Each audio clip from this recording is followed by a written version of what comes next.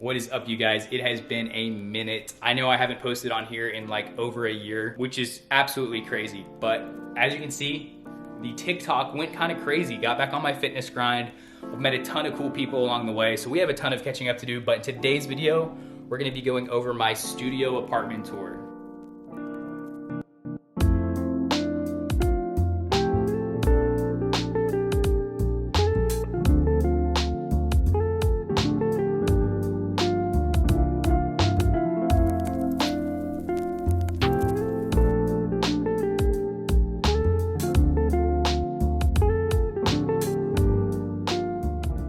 So that's it, guys. This is the new place. I know this video is a long time coming. I'm honestly only living in here for the next like month and a half, 2 months before Paige and I get married. So fun fact, I'm engaged. We'll be having a lot of content on that pretty soon here. I wanted to make this video and really talk about just financial independence in your early 20s. And number one is have a goal. Whether it's a savings goal, a lifestyle goal, whatever it is. I put a goal to something, it motivates me to stick to that, and I break it down into daily habits that I can do to achieve that over the long term.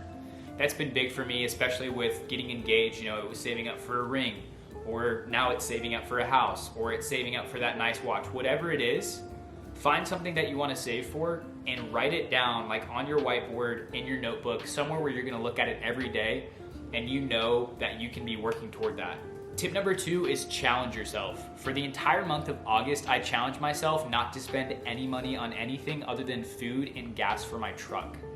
Now, this was honestly really hard, and I will be honest, I did buy a singular pair of shorts in the month of August, but literally for the entire month, I didn't eat out, I didn't buy clothes, except for the pair of shorts, and honestly, I was able to save so much money. It's the little things that add up. It's Starbucks here and there, getting food out to eat. People joke like you're not gonna save that much money, but I promise you, challenge yourself for just a month and you'll be surprised at how much money you can save. Number 3, have hobbies that make you money.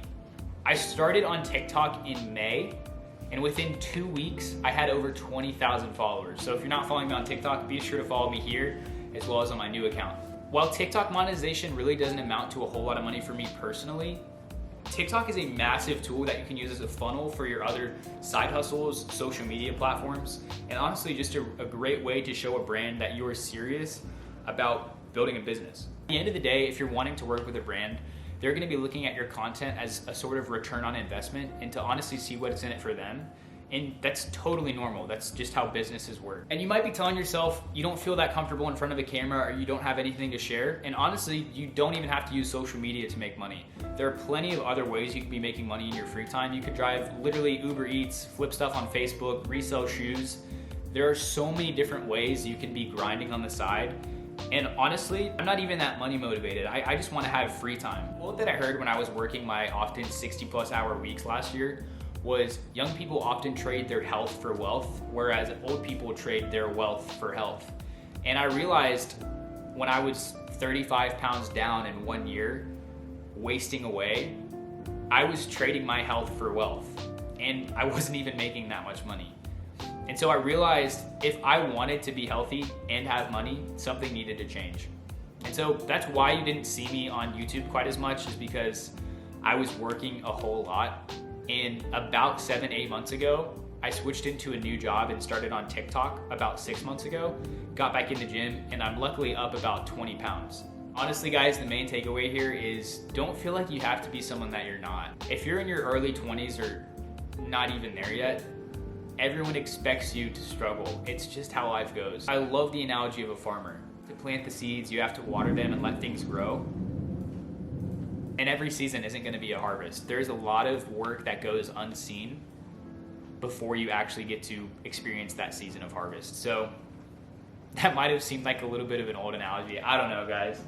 I just miss making YouTube videos, and I told my Instagram followers that I would have this up by midnight tonight. I am gonna be filming a video soon on how I blew up on TikTok, because that has honestly been such a crazy ride and has opened so many doors for me.